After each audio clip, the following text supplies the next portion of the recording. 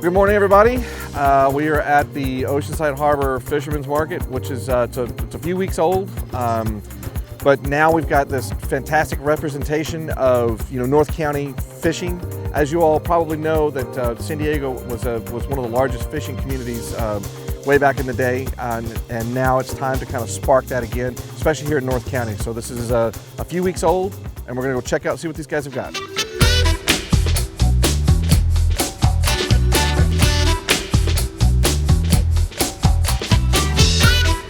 This is a sea urchin that San Diego's famous for, and to see one, this is actually a pretty beautiful specimen. This is a big boy. So we just got an awesome expert description on how to harvest the uni, which of course is the roe, out of these guys. But as you can see, this guy is still squirming around. Probably weighs about 1.5 pounds, something like that. But this is San Diego's world renowned for our sea urchin. So, and these guys got a bunch of them, and as you can see, it's still moving. But it's just not gonna get any fresher. They kind of have their own self-diagram too. You'll see each one has 5 segments. So you'll see these darker spots. Oh, the 5. Yeah, the these lifted, darker spots. Yeah. That's exactly where the uni lays on the inside of the shell. So the uni's kind of tucked into each segment. Each pocket. So that's a segment, that's a segment, that's a segment. So these are the lines that divide it. That's why they call it echinoderm, because it has 5 segments. Echinoderm? Yeah. Okay. Jesus, did you get all that? You just lay a knife right on top of it and either tap it with a mallet or back of a broom, something to just lightly.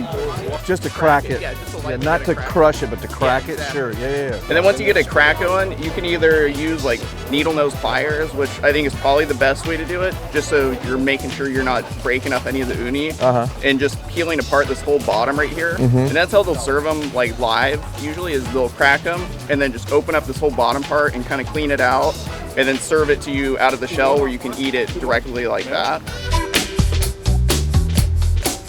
All right, so we got rock crab here. So now where I come from in Alabama, we use blue crab.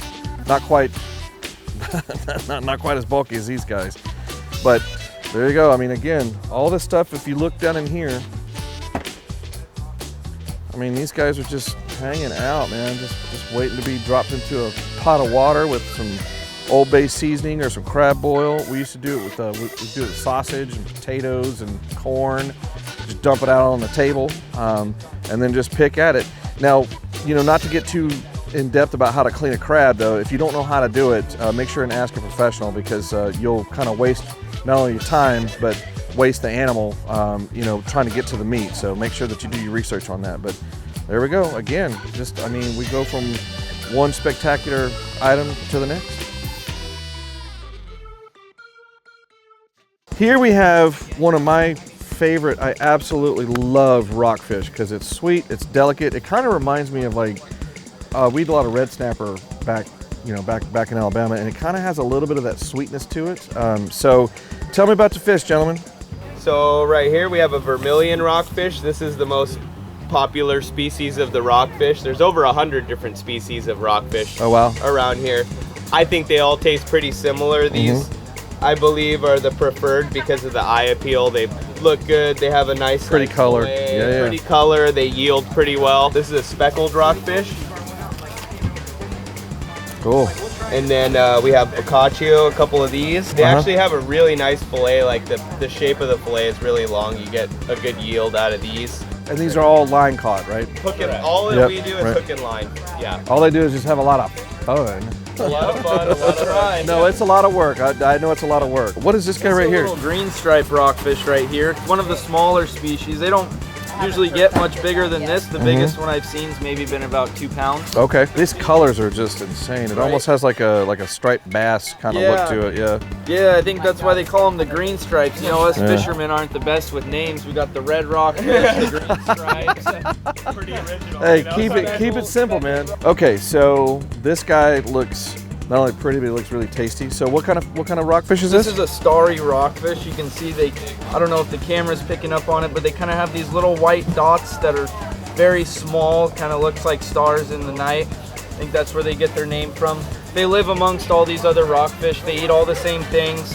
They're another white, flaky meat fish, very mild tasting fish. You can do what you want with it. Cook them whole, make ceviche, fish tacos, however you want to do it. These ones are great.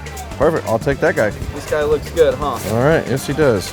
So we just bought a beautiful 2.5 pound, it's a starry rockfish. And because, you know, there's someone here that's better skilled at filleting fish than myself, we're gonna take it over and have them fillet it. And then I'm gonna take it home and hopefully turn it into something dope. Oh, hi, I'm Roddy. What's your name? Nicole, nice to meet you. So I'm gonna need this filleted, please. Okay, do you have your receipt or do you know how many pounds? 2.5 pounds. Okay. $2.50?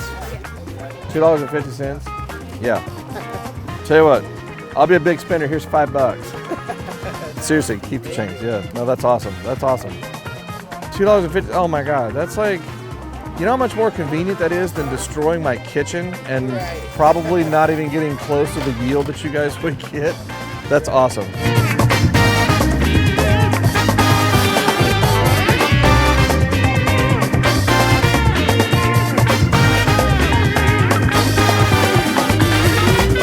To kind of finish up, I've got my starry, I think it was a starry rockfish. So I'm gonna, with the skin on, by the way, the skin on fish is delicious, is absolutely delicious.